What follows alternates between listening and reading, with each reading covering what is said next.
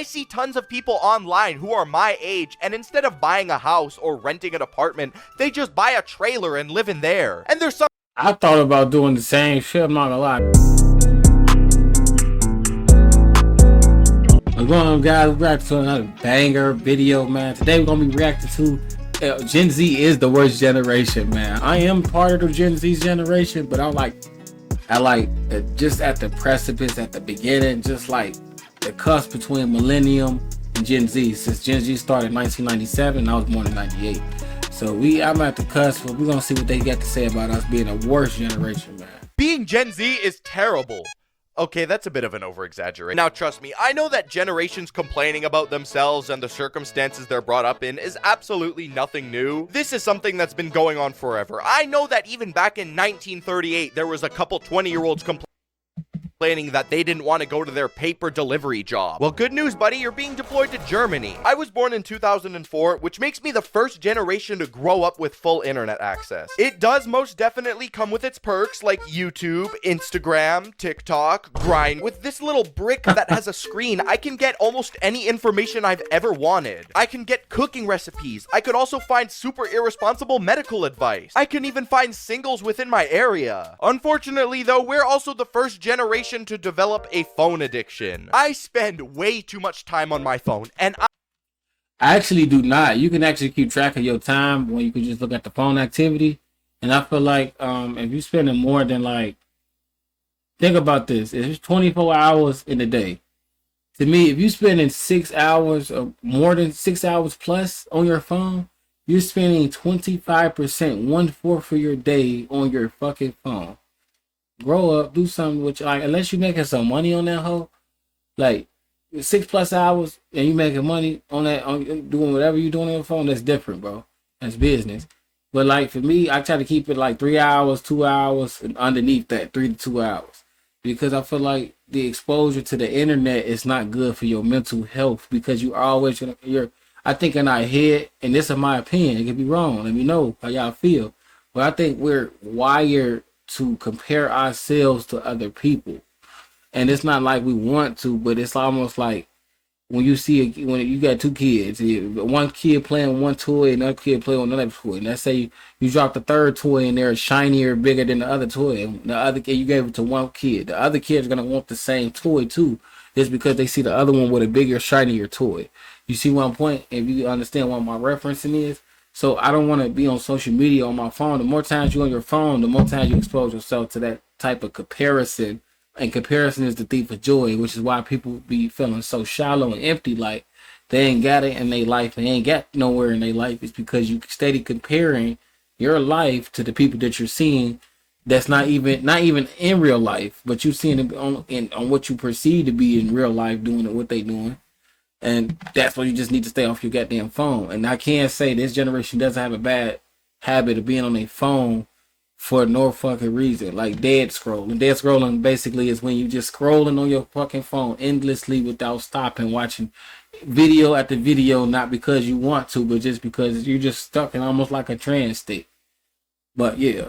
And it's only because it's supposed to give you that dopamine hits, bro. You're gonna keep, every time you open that app, that dopamine hits so fucking crazy with all these colors, lights, music, and etc. That's why you can't stay off the app, or you can't stay off your phone, bro.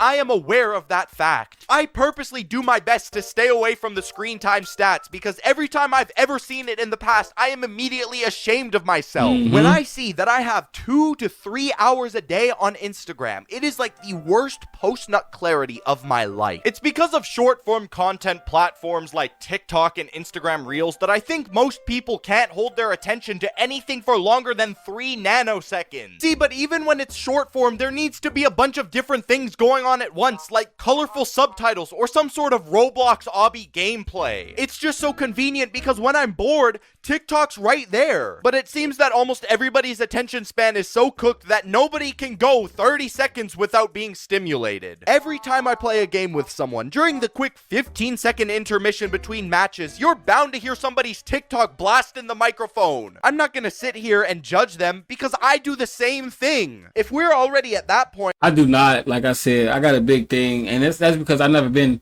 until this year recently when once I'm starting on more social media, but that's more for branding, business aspect, like building my who I am, building myself up. But that's not necessarily for just to be on social media to go kick it. I've never been a social media head or a person. You know what I'm saying? Of course, I'm doing social media now. This is a form of it because it's going on the YouTube platform. But I've never been like a person like that that's been engulfed in my damn phone and nothing like that. I don't think I could never really be that type of person just because, like I told you, comparison is the thief of joy. And I don't know how everybody else live, but sometimes I find myself personally comparing myself to the next motherfucker. And I don't need to do that. And I ain't saying that's a good skill. And I ain't saying I do that every single time I open the goddamn app because it's not like everybody's just hyper successful everywhere I go. But it's more so, again, I just don't want that possibility or that potentiality or the indoctrination of what I believe I should live my life. Because it usually how you see somebody else live their life, that's how you try to imitate that because you think that's what you think you want. And that's not what you really want because you haven't sat with yourself. Long story. I don't even want to think about the little 8-year-old kids with iPads. They're gonna grow up picking at their skin like heroin addicts when their iPad dies. My brain is so cooked by the constant 5-second dopamine videos that I think it's really starting to warp what I find funny now. I should be getting to the age where I'm considering starting a family, you know, locking down a full-time job. Instead, I'm too busy analyzing this. See, what the seal is doing is actually very smart, but it can also be really dangerous. Older generations weren't addicted to their phones. There was literally nothing to do back then. Nah, bro, they had cigarettes. If you take a look at this chart, cigarette users have been dropping like flies over the past few decades. Probably because all the current users are despawning, but also because people don't want to pick it up. They see the damaging effects that it causes. So, I mean, that's at least one good thing that Gen Z avoided. I don't really think... Oh, fuck. And then vaping came along. Now, I'm not gonna sit here and act all high and mighty and pretend like when I was a teenager, I would never do it, because that would be lying. And lying. No, look, man, I vaped when it first came out, but then, like, maybe after the first month or two, for one, it was like cutting into another expense. Like, it was becoming weed and vapes. I can't pick both of these motherfuckers up. That's killing me.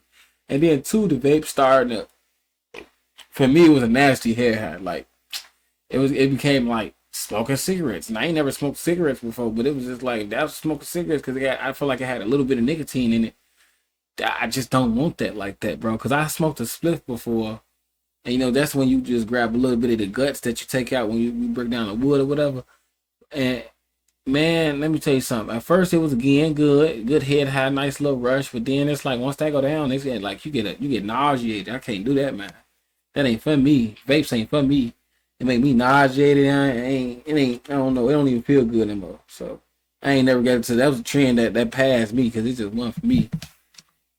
Is wrong. But I'm now in an age where I've come to realize that maybe this isn't the greatest idea for our health. Groundbreaking statement, I know. I mean, come on, think of it. These things haven't even been around long enough to see the long-term effects on what it does. And y'all want to keep doing it? Man, for all we know, it could turn us into lizards in 10 years. You know what, man? I think I'm gonna pass on it. I'm cool.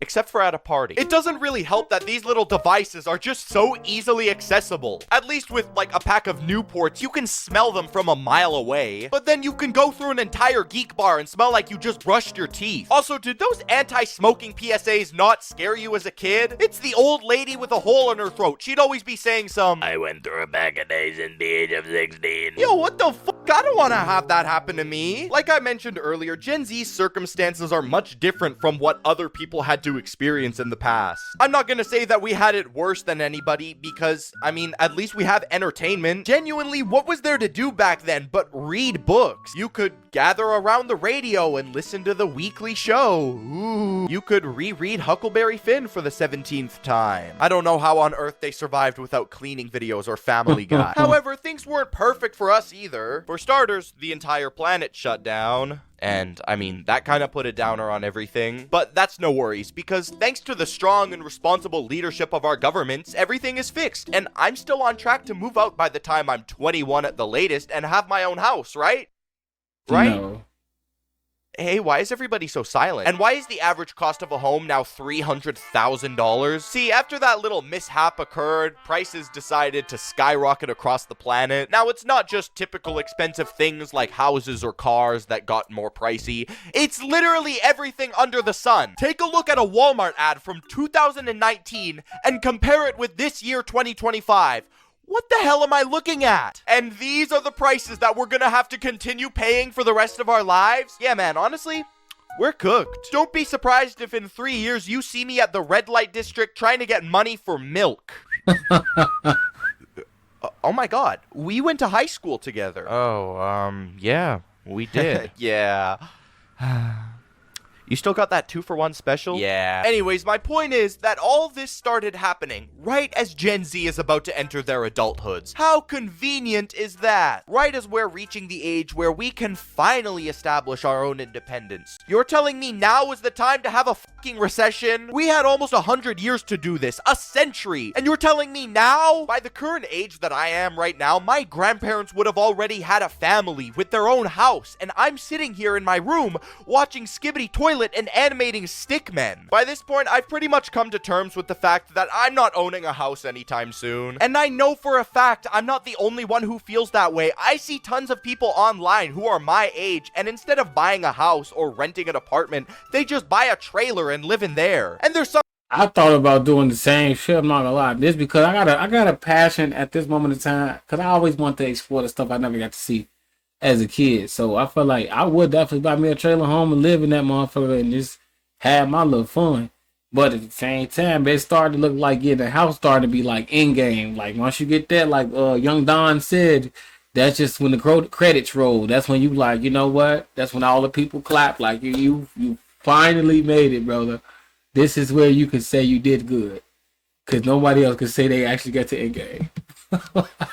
Some people who even buy ambulances or school buses and then renovate it themselves. At this point, you can catch me living in a tent on the street. I may smell like a Walmart bathroom, but hey, at least I won't be paying rent of any kind. I'll make one of those little tent fortresses that you can see in some homeless encampments. It'll be pretty cool. I don't think it really helps either that Gen Z is the generation that will own almost nothing. With prices going up left and right, people don't have money just to throw around on shit they don't need.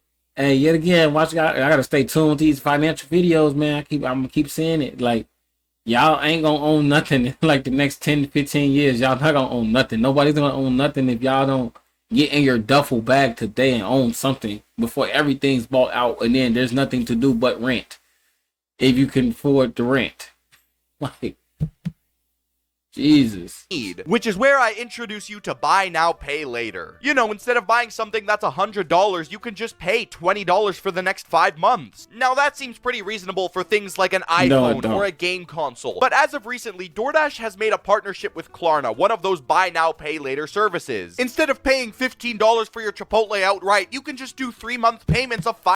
Bro, that's so fucking retarded because eventually what's going to happen is you're going to forget that you owe those payments or can't make those payments because you don't have the money to pay that in the first place. Because if you had the money, you would have just bought the fucking food for full price. And this is what they put the fuck y'all mind up. This is where y'all forget psychologically fucked up economically. If you cannot afford the fucking item, don't get the item. If you're not in desperate need, if you can't afford to buy you something to eat, don't buy you something to eat. Just go get some groceries. If you can't afford, like, you know what I'm saying? Because what's gonna happen is, let's say you spend something that you say you order some food for you and the fam. That's like $65 or something, because you know the delivery fees and all that other shit be stacking. So you like, you know what? Instead of paying $65, it's an easy payment right now. All I did was pay $7 for the next week or something, or for the next month, and I'm cool. And so you like, that ain't shit. I got $7 right now in my account. That ain't shit. And then you get paid again. Forget all about that you on a reoccurring that you forgot to pay that. You get another. You order out some more food. You steady doing that, racking it up. Next you know, plus interest rates. Y'all didn't even know about that.